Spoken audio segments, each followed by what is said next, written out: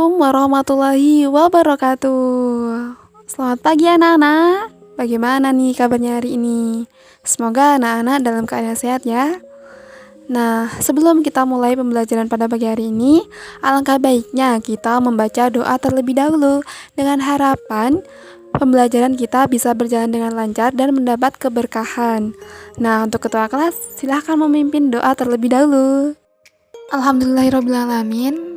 Nah, pada pagi hari ini kita akan belajar sedikit tentang kemajuan peradaban dan kebudayaan Islam masa Daulah Abbasiyah. Nah, anak-anak udah ada yang tahu belum apa aja sih kemajuan peradaban pada waktu pemerintahan Daulah Abbasiyah? Kalau belum, yuk kita simak sama-sama. Pada masa Daulah Abbasiyah terjadi banyak perkembangan.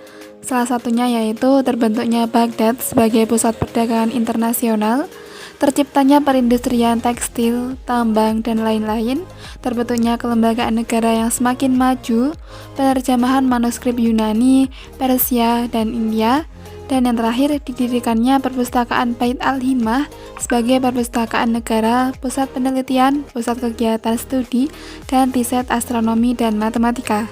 Perkembangan Daulah Abbasiyah dibagi menjadi beberapa sektor.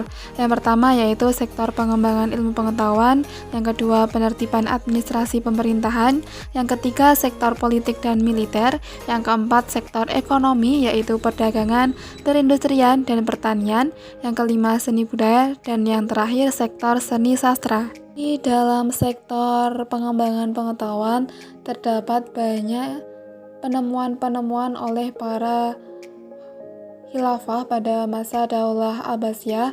Yang pertama yaitu fikih yang ditemukan oleh Imam Abu Hanifah, Imam Malik, Imam Syafi'i, dan Imam Ahmad bin Hanbal. Yang kedua ilmu hadis yaitu oleh Imam Bukhari, Imam Muslim, Ibnu Majah, Abu Dawud, Imam An-Nasai, dan Imam Bayhaqi.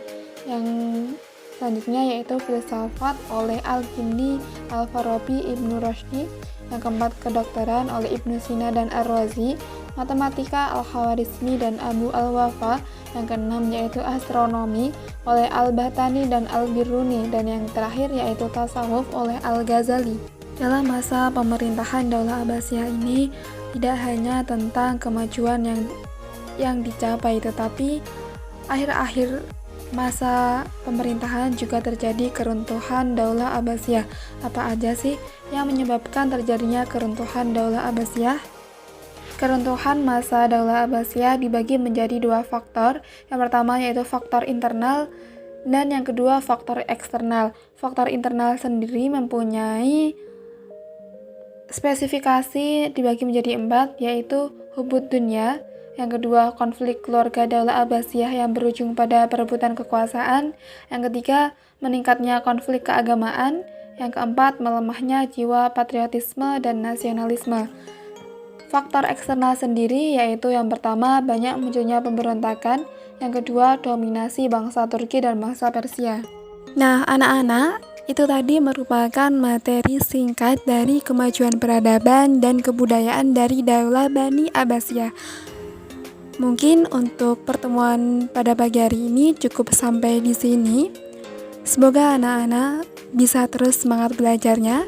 Akhirul kalam, wassalamualaikum warahmatullahi wabarakatuh.